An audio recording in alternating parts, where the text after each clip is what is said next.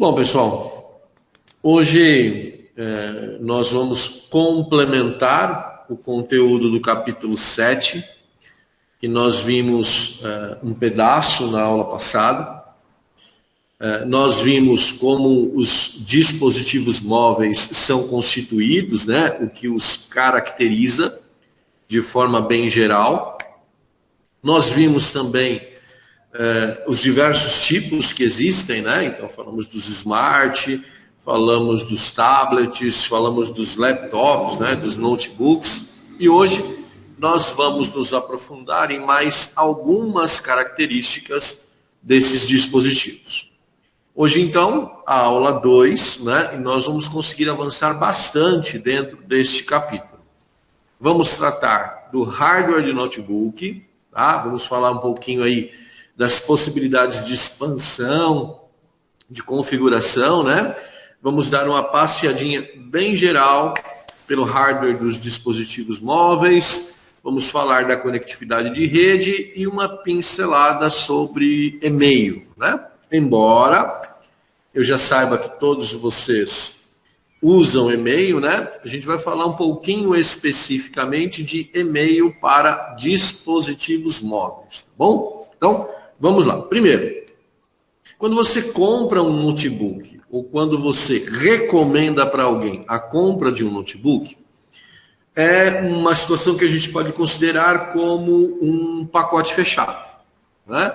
Então você comprou com aquelas configurações e é com elas que você vai sobreviver enquanto você se dispuser a usar esse equipamento. Nós conseguimos mexer um pouquinho em alguns itens, mas não em muitos, né? Então, daqui a pouquinho eu vou falar para vocês que memória e HD a gente consegue mexer bem. Mas se você precisar, por exemplo, de um leitor de CDs, se você precisar de um outro HD, se você precisar de uma outra placa de rede cabeada, né? Aquela que está no notebook queimou, você precisa de uma outra, a gente tem problemas, né? Porque diferente dos desktops, onde a gente tinha possibilidades de slots vazios, no notebook não tem. Então, alguns modelos, principalmente modelos de maior valor, possuem um recurso de expansão chamado Express Card. São essas duas figurinhas aí que vocês estão vendo, tá? É o Express Card 54 e o Express Card 34. Na verdade, a gente está falando do mesmo componente. A diferença é que o 54 tem este pedacinho aqui que eu estou apontando adicional, tá? Então, isso aqui, que é o 34, é esse pedaço aqui. Bom, ele funciona como se fosse uma gavetinha, né? Então você vai tirar essa gavetinha, colocar o dispositivo que você precisa num suporte, numa base, e aí vai empurrar a gavetinha de novo. A gente consegue ter algumas funções, não é? Alguns recursos, mas não todos. Por exemplo, se a placa de vídeo do notebook der problema, não é no Express Card que a gente vai conseguir colocar, tá? Mas a gente consegue sim adicionar um SSD adicional, conseguimos colocar uma plaquinha de rede wireless ou cabeada. Então, é possível trabalhar um pouquinho essa questão da expansão. Mas, repito, não são todos os modelos que a gente encontra possibilidades nas placas de expansão. A grande maioria é restrito, pacotinho fechado, você comprou com aquilo, você vai ficar com aquilo, ok? Não é possível trocar placa-mãe de notebook por um outro modelo, como nós já falamos na aula passada. Então, é aquilo que você tem, é aquilo que você vai ter. Muita gente, né, e talvez até nós mesmos, não temos essa preocupação quando vamos comprar um notebook. A gente geralmente caminha para o lado do preço, né? Você olha e fala assim, esse aqui cabe no meu bolso, vou parcelar em 48 vezes no cartão. Legal. Mas nós também deveríamos levar em conta esse tipo de situação. Hoje você não precisa, mas amanhã seria interessante que você tivesse algum recurso adicional. É possível colocarmos memória flash nesses notebooks. Tá? Na verdade, são os cartões de memória. Né? A memória flash é uma tecnologia que veio para aumentar a capacidade de armazenamento. Então, durante uma época, elas foram o grande elemento de possibilidade de expansão para os nossos discos rígidos. Né? E eu acredito que a grande maioria de vocês usou muito, né, pendrives. Então a gente colocava lá pendrive de 512 mega, né, pendrive de 1 giga na porta USB e íamos utilizando ali como se fosse um HD externo. E aí levávamos esse material de um lado para o outro, né?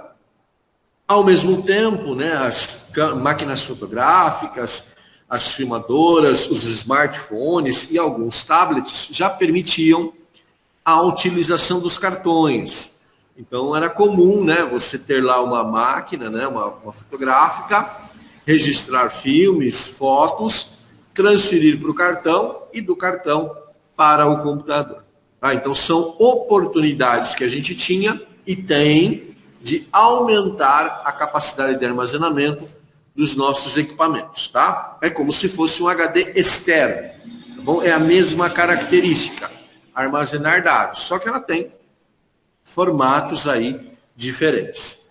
E se você acompanhou a evolução dos cartões flash, você vai entender o que eu estou falando, né? A gente tem uma verdadeira salada, né, de tamanhos, padrões, adaptadores. Então fica até difícil você criar uma tabelinha, né, com todos os elementos ali. Mas é algo que você precisa saber que existe, né? E eu ainda uso pendrive, eu ainda uso cartão, né? Embora muito menos do que fazia anteriormente. Mas ainda é possível se trabalhar desta forma. Memória RAM. Pessoal, memória RAM é um elemento que a gente consegue ampliar, que a gente consegue aumentar. Tá? Então, antes de você fazer isto, consulte no manual do fabricante, consulte a capacidade máxima, o modelo, vá e faça uma aquisição. Detalhe importante, nós temos 2 tipos de equipamentos no mercado, tá? Mercado que tem computadores com apenas um slot, então você tem que tirar o pente que está lá e colocar um outro no lugar. Tá bom? Então você consegue aumentar a capacidade de memória RAM, mas deve obrigatoriamente fazer a substituição. E também no mercado a gente tem um outro modelo que possui mais do que um slot. Então ele permite que você trabalhe, por exemplo, com 2 módulos de memória ou com 3 módulos de memória. Vai depender muito do modelinho que você tem em mãos. Mas é sempre importante, né?